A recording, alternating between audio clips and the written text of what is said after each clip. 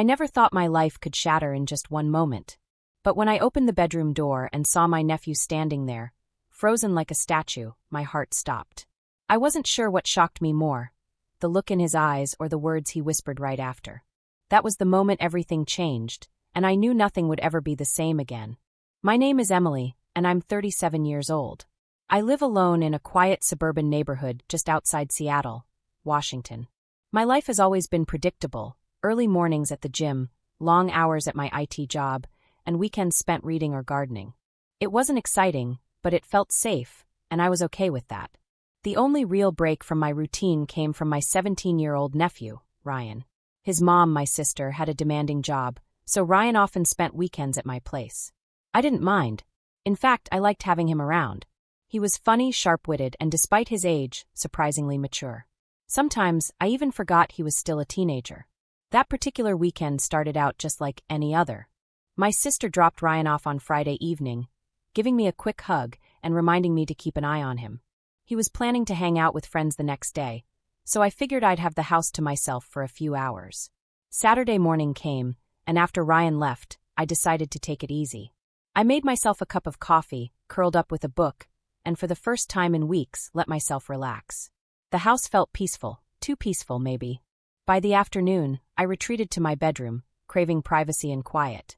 I closed the door, thinking nothing of it. After all, Ryan wouldn't be back until evening. Or so I thought. But that assumption would turn out to be my first mistake. What happened next was something I never could have predicted. A single sound, a creak of the floorboards outside my door, was all it took to send my heart racing. And when the door opened and I locked eyes with Ryan, everything changed. The look on his face, the hesitation, the confusion, and something else I couldn't quite place, made my stomach drop. I wanted to speak, to explain, but the words wouldn't come.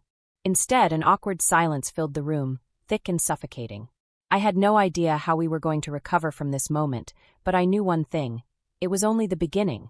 The awkwardness from that moment lingered like a heavy cloud over the house. After Ryan slammed the door shut and ran downstairs, I sat frozen on my bed, my heart pounding. What had just happened? Did he see too much? Did he misunderstand what I was doing? Questions swirled through my mind, each one more unsettling than the last. Minutes passed, and I finally forced myself to get up. I couldn't hide in my room forever. I walked downstairs, trying to look as composed as possible. Ryan was sitting at the kitchen table, pretending to scroll through his phone. A can of soda sat unopened in front of him, and he avoided looking in my direction. I cleared my throat. "Hey, sorry about earlier. I didn't think you'd be home so soon." He looked up for just a second before shrugging. "It's fine, Aunt Emily. Don't worry about it." But something about his voice seemed off. Too calm. Too collected. Was he really fine, or was he just trying to cover his embarrassment? The rest of the evening passed uneventfully, but the tension between us remained thick. Ryan barely spoke, and when he did, his words were clipped and short. I tried to act normal, asked if he wanted pizza, suggested watching a movie, but the distance between us felt impossible to ignore. Later that night, as we sat on the couch watching TV, I caught him glancing at me. When our eyes met, he quickly looked away, but not before I saw something strange in his expression. Curiosity? Admiration? Or was it something else entirely? I brushed it off. He was probably just embarrassed. That's all. But the next day, the tension didn't fade. In fact, it seemed to grow stronger. Ryan started asking questions. Innocent ones, but questions that made my stomach churn. "So, do you ever feel lonely living here by yourself?" I laughed nervously. "Sometimes. But I'm used to it. And you don't, ever think about dating again?" I blinked. "I guess I haven't thought about it much." He smiled, but there was something unsettling about it. "You should. You're really beautiful, Aunt Emily." The compliment sent a shiver down my spine. It wasn't what he said, it was the way he said it. Soft, deliberate, and with a look in his eyes that I couldn't quite place. I tried to steer the conversation in another direction, but my thoughts were racing. Was I imagining things? Or was Ryan starting to see me in a way he shouldn't? The following evening, as I was cleaning up after dinner, I felt Ryan's presence behind me. I turned around, startled, and found him standing closer than I expected. "Need any help?" he asked, his voice low. I stepped back instinctively. "No, I've got it. Thanks." He didn't move right away. For a brief moment, it felt like the air in the room shifted, charged with something unspoken. Then, as quickly as it came, the moment passed. Okay, he said, flashing me a grin before walking out of the kitchen. I leaned against the counter, trying to catch my breath. I told myself I was overthinking it. Ryan was just being polite, maybe trying to make up for the awkward incident the day before. But deep down, I couldn't shake the feeling that something had changed. And whether I was ready or not, things were about to get even more complicated. The tension between us didn't fade. If anything, it grew heavier, filling every room like an invisible force. I tried to convince myself that I was imagining things, but the way Ryan looked at me, lingering, intense, made it impossible to ignore. By Monday morning, I thought things might return to normal. He'd be heading home soon, and we could forget about the awkwardness. But instead, something happened that made it clear we had crossed into dangerous territory. I was in the living room, folding laundry when Ryan walked in. He leaned against the doorway, watching me. "You look different today," he said suddenly. I paused, confused. "Different how?" He smirked. "I don't know. Just relaxed. It looks good on you." His words hung in the air, and I felt my cheeks flush. I tried to play it off with a nervous laugh. "Thanks, I guess?" But he didn't laugh. Instead, he walked closer and sat down on the couch next to me. "Too close. You don't have to be weird around me, Aunt Emily," he said softly. "It's not like I haven't, noticed things before." My heart skipped a beat. "What are you talking about?" "I mean, you're beautiful. You've always been, but I guess I never really thought about it until now." His words felt like a punch to the stomach, but at the same time, a strange heat crept through me. I stood up abruptly, needing space. "Ryan, this isn't—" "It's okay," he interrupted, standing too. "I get it. It was just a moment." "But—" He paused, his eyes locked on mine. I liked it. I didn't know how to respond. My head was screaming at me to end this conversation, to set boundaries, but my body betrayed me. I stayed rooted to the spot, unable to move. Then, he did something I never expected. He reached out and tucked a strand of hair behind my ear.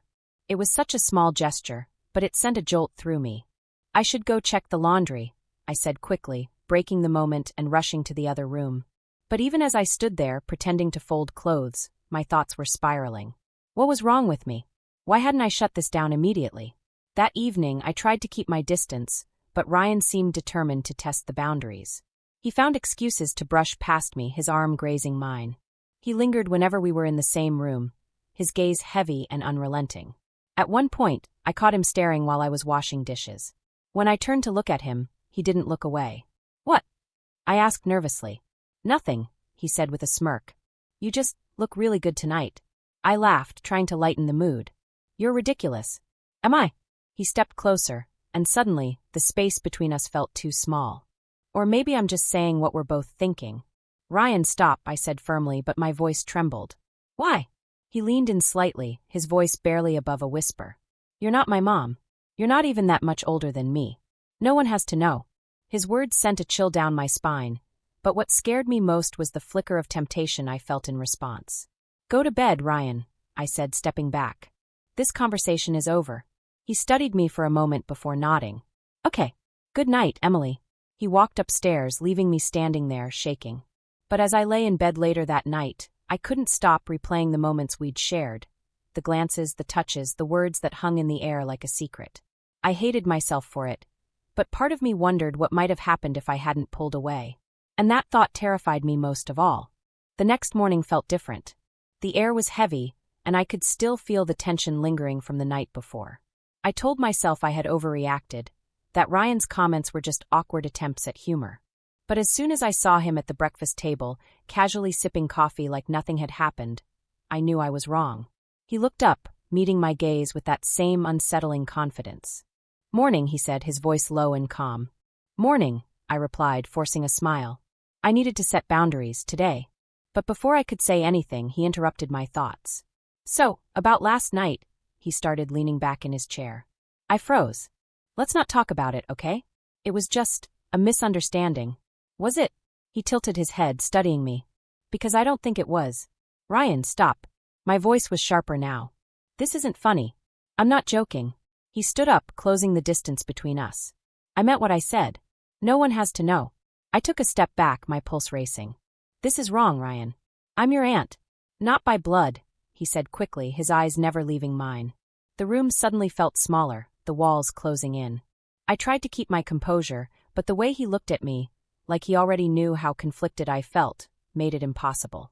"You need to leave," I said firmly, but even I didn't believe the words. Instead of moving, he stepped closer. "Tell me to stop and I will," he whispered. I opened my mouth, ready to push him away, but then he reached out and touched my hand, softly, deliberately. My breath caught, and for one terrifying second, I didn't pull away. But then the sound of the front door opening shattered the moment. "Ryan? Emily?" It was my sister's voice. Panic surged through me. I stepped back, breaking the contact, and Ryan immediately turned toward the door, his face unreadable. My sister walked in, completely unaware of the storm she'd interrupted. "Hey, sorry, I'm a little early. Traffic wasn't as bad as I thought." I forced a smile, but my heart was pounding. "No problem. Ryan's just about ready to go." Ryan shot me a look, part frustration, part something else, and then grabbed his bag without another word. The moment he was gone, I let out a shaky breath, but the relief was short-lived. My sister noticed my unease immediately. "Everything okay?" she asked. "Yeah," I lied, plastering on a smile. "Just a little tired." She didn't seem convinced, but thankfully she didn't press the issue. That night I couldn't sleep.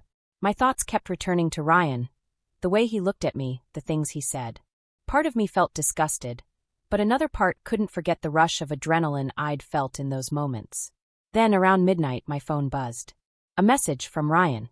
I meant what I said. "No one has to know." I stared at the screen, my heart pounding. I knew I should block him, tell him to stop contacting me. But instead, my fingers hovered over the keyboard. "Ryan, this has to stop. It's not right." His reply came almost instantly. It didn't feel wrong. I dropped the phone, my hands trembling. What was happening to me? How had I let this get so far? The next day, I made up my mind. I needed to end this before it spiraled any further. I texted Ryan and told him we needed to talk, face to face. When he arrived, I could see the tension in his shoulders, the determination in his eyes. "I get it," he said before I could even speak. "You're scared. But I'm not a kid anymore, Emily. I know what I want." "No," I said firmly. "This has to end, Ryan. It was a mistake, just a misunderstanding." "Was it?" He stepped closer again, and for a moment I felt that same pull, the same dangerous temptation. But this time I didn't give in. "Yes," I said, stepping back. "And if you care about me, if you respect me, you'll leave and never bring this up again." He stared at me for a long moment, his expression unreadable. And then, finally, he nodded. "Okay," he said quietly. "I'll go." And just like that, it was over. Or at least, I thought it was. But as I sat there alone after he left, the weight of what had almost happened settled over me like a suffocating blanket. I'd come so close to crossing a line that could never be uncrossed. And the worst part, a small, secret part of me wished I hadn't stopped him. The days after Ryan left felt like walking through a fog. I couldn't focus, couldn't sleep. Every time I closed my eyes, I saw his face, the look he gave me before he walked out the door. I told myself I did the right thing. I stopped it before it went too far. But if that was true, why did I feel so empty? I tried to distract myself with work, chores, anything to keep my mind busy. But nothing worked. The house felt too quiet, too big. And every creak of the floorboards reminded me of him standing there, so close, testing boundaries that should never have been crossed. By midweek, I was spiraling. I avoided my sister's calls, terrified she'd pick up on my guilt. I even considered telling her what had happened, confessing everything just to make the weight in my chest go away. But then the text started. "Ryan, hey. I just want to talk. Please don't ignore me." I stared at the screen, my stomach twisting. I should have blocked his number, but I couldn't bring myself to do it. Instead, I replied. "Me, Ryan, we can't talk. Not about this. Please just move on." His response came almost immediately. "Ryan, I can't. You don't get it, Emily. I can't stop thinking about you." I dropped my phone, my hands trembling. This wasn't over. Not for him. The next weekend, my sister invited me to dinner at her place. I almost said no, but I knew avoiding her would only make things worse. When I arrived, Ryan was there. Of course he was. He greeted me like nothing had happened, smiling and joking with his mom. But every time she turned her back, his eyes found mine. The intensity was still there, burning under the surface. I tried to act normal, but it was impossible. My sister noticed immediately. "You okay?" she asked as we set the table. I forced a smile. "Yeah, just tired." She didn't look convinced, but before she could push, Ryan walked in and sat down at the table. Dinner was unbearable. Ryan kept brushing against me, small touches that felt deliberate. My skin burned under his fingertips, and I hated myself for noticing. When it was finally over, I made an excuse to leave early. But as I was grabbing my coat, Ryan followed me to the door. "You can't keep avoiding this," he whispered, his voice low. I froze. "Ryan, stop." "No," he said, stepping closer. "You felt it too. Don't lie." I pushed past him, my heart racing, and practically ran to my car. That night, the guilt hit me like a tidal wave. What was wrong with me? How could I have let things go this far? I stared at my reflection in the mirror, barely recognizing the woman looking back. My thoughts were a mess, desire battling shame, guilt fighting curiosity. But I knew one thing for sure. I couldn't keep living like this. The next day, I made a decision. I texted Ryan and told him we needed to stop talking, completely. No messages, no visits. Nothing. He didn't reply right away, and I let out a breath I didn't realize I was holding. But then hours later, my phone buzzed. "Ryan, I'll do what you want. But you can't pretend this didn't happen." I stared at the screen, my heart sinking. I didn't reply. I couldn't. Because he was right. No matter how much I wanted to erase it, the damage was done. The weeks that followed were a blur. I threw myself into work, avoided my sister, and tried to rebuild the walls that had crumbled so easily. Ryan didn't text again, but the silence wasn't comforting, it was deafening.